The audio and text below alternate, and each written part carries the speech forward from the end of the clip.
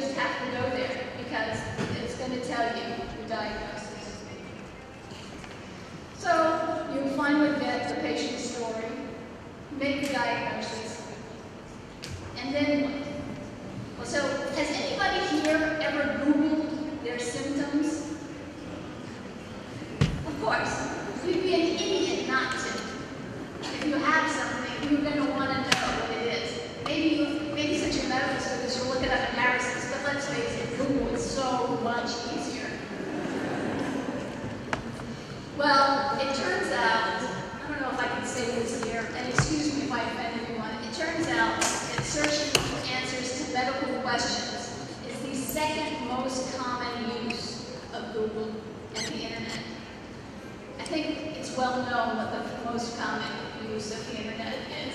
But after that, it's a medical issue. And why? So this is interesting.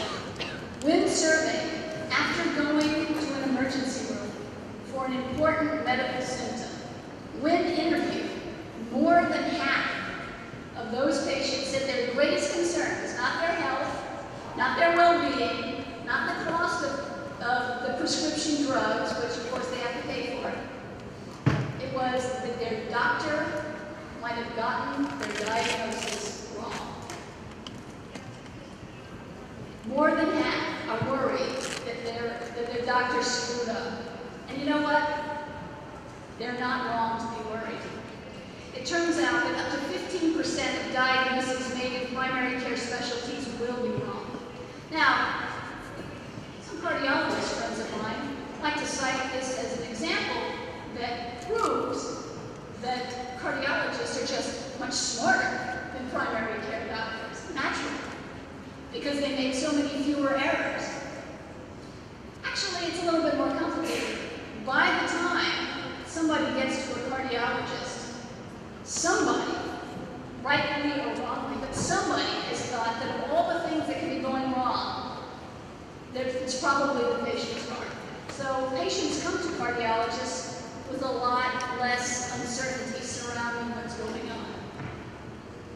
So for people who first see patients, when they come in off the street, that's emergency room medicine, family practice medicine, internal medicine, pediatrics, those primary care providers, they're going to be wrong a lot more often than subspecialists, but that's because diagnosis is much more difficult in that setting and way more interesting. And that has consequences. 40 to 80,000 hospital deaths a year result from misdiagnosis. That turns out to be really important. So this whole business about talking to the patient, because that'll get you the right answer, has important consequences. If you get the answer wrong, there's a really not insignificant chance that your very sick patient is going to die on you if you don't figure it out. I mean, it almost happens to house about 10 times an hour. You know, they get the diagnosis wrong, and then the patient almost dies. Thank God, through the magic of television, only 2 or 3 patients died in 8 years. I defy any doctor to believe that statistic. So, in the last few minutes of my talk, I want to talk about giving the story back to the patient. Now, you might think that the heavy lifting of being a doctor is doing all you have to do to make the diagnosis. I'm telling you that you're wrong. It's also important to give it back to the patient correctly. I'm sure that we have all seen, from our years of observers, doctors do this badly. I heard a story yesterday about a doctor who was seeing patients, boom, boom, boom, boom. Patient comes in, the doctor says nothing after, hello, Mrs. Smith, how are you? Looks through the papers and says, I see that you have breast cancer. You should see a surgeon, and if you can't operate, you should come back. Next. That was it.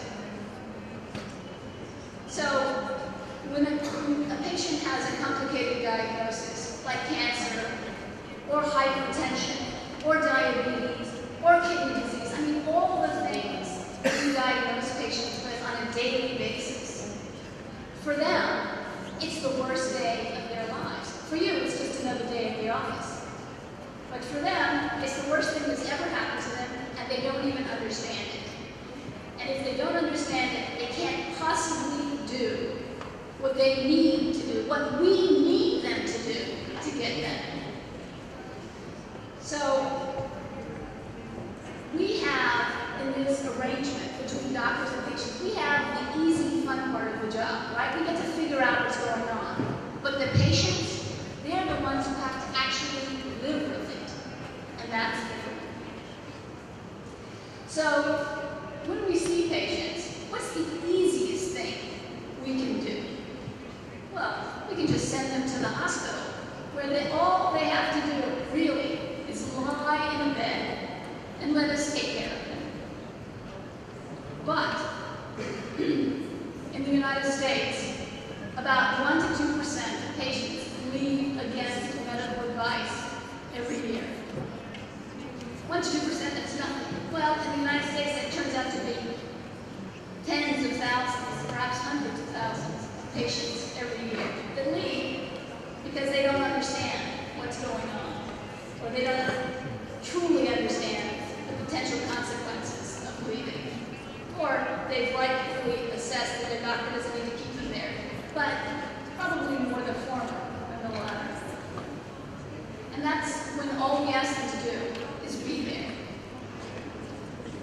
When we ask them to take medicines, and I don't know, you will see when you get into practice and you diagnose people with high blood pressure or kidney disease or diabetes, the first thing you do, well, at least with hypertension and diabetes, the first thing you do is try to get them to change their lifestyle.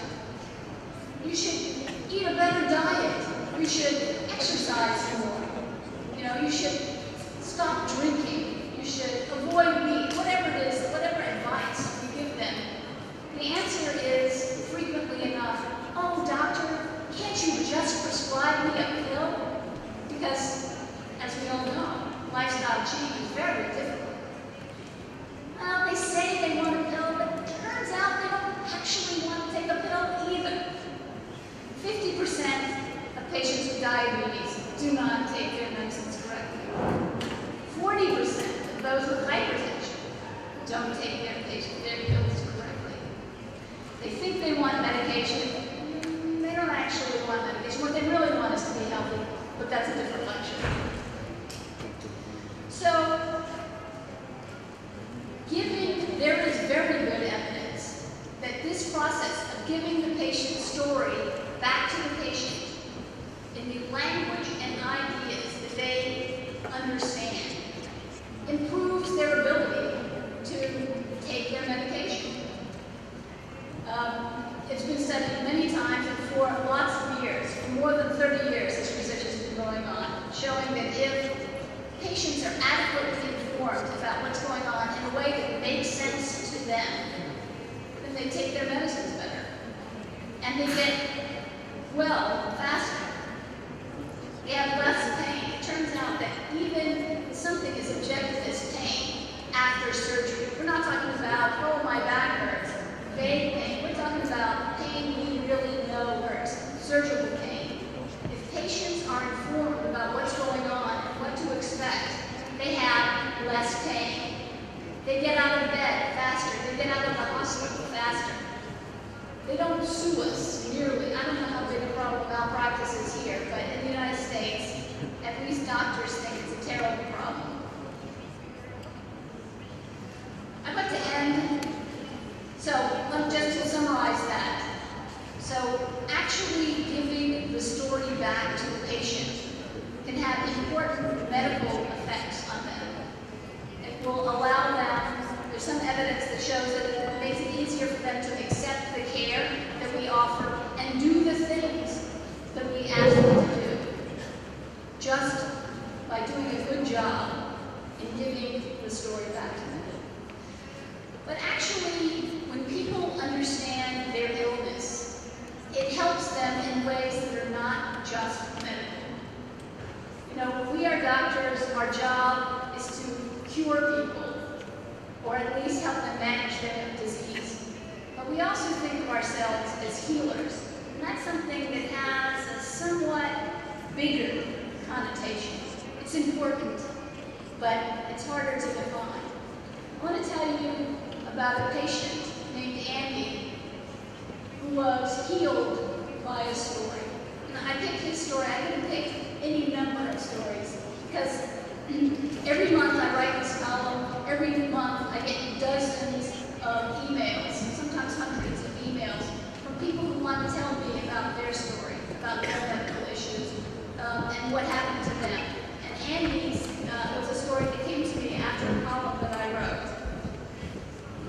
So Andy is a 26-year-old guy who was perfectly fine. He's an engineer in electronics. He does IT work. That's what he does. And he was living with his girlfriend, Lindsay, and they were planning to get married. And he noticed that he was having some problems with his short-term memory.